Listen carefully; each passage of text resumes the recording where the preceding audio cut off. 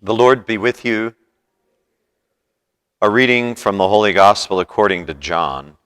Glory to you, O Lord. Jesus went to the Mount of Olives, but early in the morning he arrived again in the temple area, and all the people started coming to him, and he sat down and taught them. Then the scribes and the Pharisees brought a woman who had been caught in adultery and made her stand in the middle.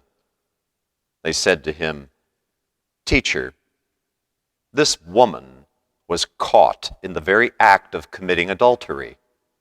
Now in the law, Moses commanded us to stone such women.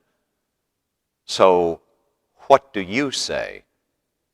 They said this to test him, so that they could have some charge to bring against him. Jesus bent down and began to write on the ground with his finger.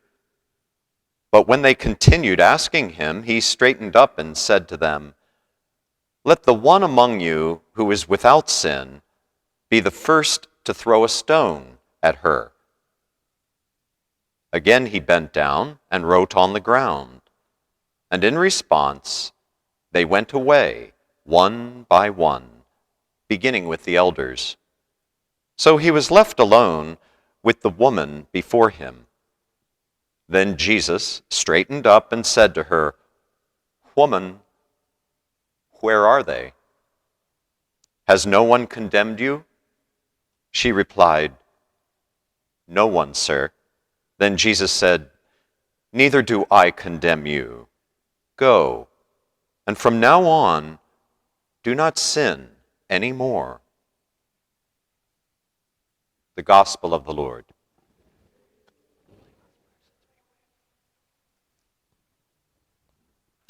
Yesterday, the fifth Sunday of Lent, began what is called Passion Tide, that 2-week period before the Sacred Triduum, Holy Thursday, Good Friday, Easter Vigil, Easter. And you might recall, before the changes of the Second Vatican Council, that it was the custom on the fifth Sunday of Lent to cover over the statues and the crucifixes with purple cloths. There's still some parishes that keep that practice. But the readings in the liturgy ramp up at this time. All of the intrigue, all of the false accusations mounting against Jesus. The tension, the dramatic confrontation gets more intense with each day leading up to the Triduum. And why do we have these two stories that mirror one another?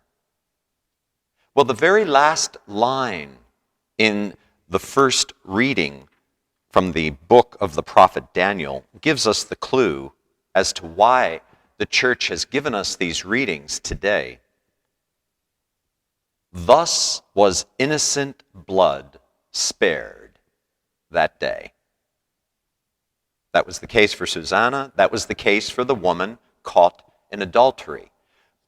But that line is set up as a dramatic contrast for the truth of Good Friday, because innocent blood was not spared on Good Friday.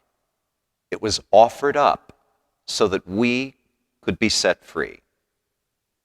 Notice that Jesus does not condemn the woman. He does not condone the woman. He challenges her. Go, and from now on, sin no more. And the only way that he could challenge her or us is because he gives us the power to turn away and to turn towards him. And when we fail, he graciously calls us back. This is a good time for me to emphasize that we are going to have a special evening for hearing confessions next Tuesday of Holy Week from 7 to 8 right here in the church. That's March 30th, Tuesday evening at 7 p.m. We're going to have 3 of us. Father Leo will help, and myself, and then my superior from St. Dominic's, Father Jordan, will be here. And I need to point out that Father Jordan and I have a special delegation.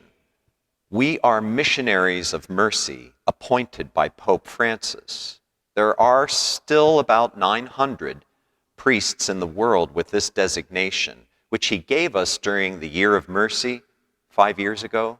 That was in 2016. Missionaries of Mercy were set up by Pope Francis so that we could have his delegation to absolve any sin that is reserved to the Pope. And there are about 5. They're very rare, those particular sins. I'll just give you one. If I, as a priest, broke the seal of confession and went and told somebody, or let's say I felt like I was pressured in court and I went ahead and revealed somebody's confession, that sin, because it is a sin, can only be absolved by Pope Francis. That's how it is in canon law. So there are about 5 of those. And he's delegated us as missionaries of mercy. So again, it's that time of grace as we get closer and closer to the feast days of our redemption. And I strongly encourage you, and to pass the word around to the parish, let's get people back to the sacrament of reconciliation.